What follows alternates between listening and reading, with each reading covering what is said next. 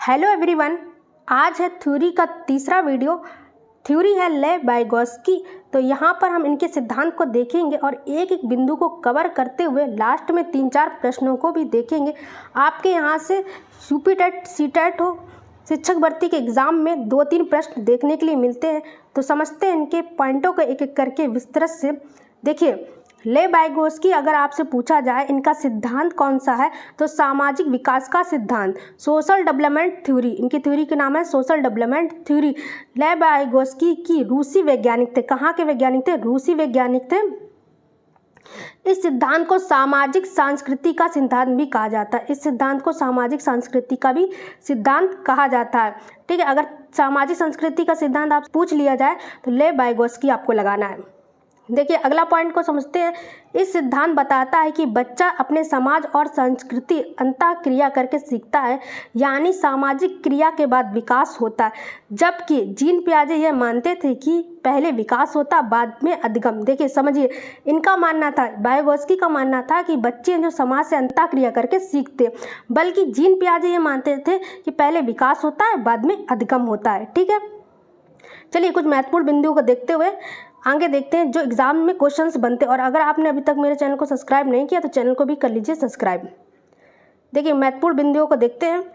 सबसे पहले है ZPD ऑफ प्रॉक्सिमल डेवलपमेंट, समीपस्थ विकास का, निकट विकास का क्षेत्र भी कहते हैं इसको, निकट विकास का क्षेत्र भी कहते हैं। दो ये नाम याद रखना, ZPD को हिंदी में क्या कहते हैं? समीपस्थ और निकट विकास का क्षेत्र, क्योंकि ऐसे क्वेश्चंस यहाँ से पूछे जाते हैं, हिंदी में कन्फ्यूजन हो जाती है। ठीक है, वास्तविक विकास के स्तर तथा संभावित विकास के स्तर के बीच के अंतर को समीपस्थ विकास का क्षेत्र कहा जाता है। इस सिद्धांत का मतलब है वास्तविक विकास के स्तर तथा संभावित विकास के स्तर को बीच के अंतर को समीपस्थ विकास का क्षेत्र कहा जाता है। कैसे? एग्जाम्पल में समझिए। देखिए, जैसे वास्तविक आप हैं, आपको सीटेट आपने मेहनत की तो आप 70 नंबर लेकर आ गए। ठीक है, आपने किसी की हेल्प नहीं ली। फिर क्या किया आपने सोचा किसी की हेल्प ले ले, अध्यापक की नोट्स बना ले, कोर्स ले ले, तो आपने फिर मेहनत की तो उसके बाद आपको 120 नंबर आ गए। इन्हीं दोनों के बीच के अंतर को क्या कहते हैं? ZPD कहते हैं। टेट में आपको पास करने के लिए 90 नंबर मैक्सिमम होते हैं, तो इन्हीं दोनों के बीच के अंतर को क्या कहते हैं? ZPD कहते हैं। ठीक है, कैसे आगे समझते हैं। देखिए, किसी छात्र की उसकी समस्या समाधान में किसी अन्य व्यक्ति द्वारा दी गई सहायता को ZPD कहते। तो यहाँ पर सहायता ली उसने अध्यापक से, तो ये सहायता अध्यापक से, टीचर से, अपने भाई बहन से, किसी से भी ले सकते हैं। ठीक है, जरूरी नहीं कि टीचर ही दे, किसी भी फील्ड में। देखिए, अगला पॉइंट इनका महत्वपूर्ण बिंदु था स्कैफोल्डिंग। ठीक है, इसको कहते हैं मचान, पाड़ या ढांचा। इसमें इन्होंने क्या बताया? यह एक स्थायी सहायता होती है जब तक दी जाती है जब तक बालक समस्याओं को समाधान नहीं हो जाता। मतलब एक स्थायी समस्या होती है जब तक इसका समाधान ना हो जाए, किसका? बालक का।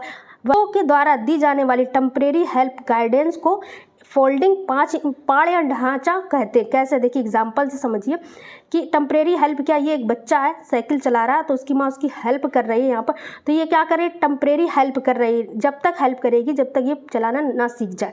ठीक है, देखिए MKO क्या होता? More knowledge to other. अगर एक बच्चा गणित सीख रहा है तो उसकी माँ शिक्षिका या कोई भाई बहन MKO हो सकता है जो उसे गणित समझाने में मदद करे। देखिए, MKO होता है जो सहायता करता है हमारे, जहाँ यहाँ पर क्या है?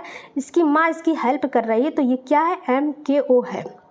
ठीक है, चलिए महत्वपूर्ण प्रश्न को भी देख लेते हैं, इनसे प्रश्न पूछे जाते हैं। बच्चों को संकेत देना, आवश्यकता पड़ने पर सहयोग प्रदान करना, निम्नलिखित में से किसका उदाहरण? आवश्यकता पड़ने पर सहयोग प्रदान करना, तो क्या हो गया हमारा? पाड़ या ढांचा। इसका राइट आंसर B नंबर।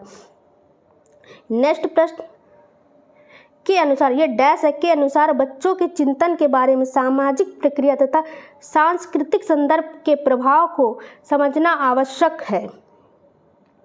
तो ये किसने दिया था? वाइगोत्स्की ने, सामाजिक संस्कृति का सिद्धांत। ठीक है, तीसरा नंबर प्रश्न है। देखिए, एक उचित प्रश्न सुझाव के द्वारा बच्ची की समझ को उस बिंदु से बहुत आगे ले जाया जा सकता है जिस पर वह अकेले पहुंच सकती है। निम्नलिखित में से कौन संरचना प्रयुक्त कथन को प्रकाशित करती है? तो समीपस्थ निकट विकास का क्षेत्र। ठीक है, तो इसका राइट आंसर हो जाएगा डी नंबर। देखिए 4 नंबर और लास्ट वाला प्रश्न है, निकटवर्ती विकास का क्षेत्र संभावित करता है। क्या करता है? एक संदर्भ को जिसमें बच्चे सहयोग के सही उत्तर के साथ कोई कार्य लगभग स्वयं कर सकते हैं। तो राइट आंसर हमारा इसका सी नंबर हो जाएगा। ठीक है, वीडियो देखने के लिए धन्यवाद।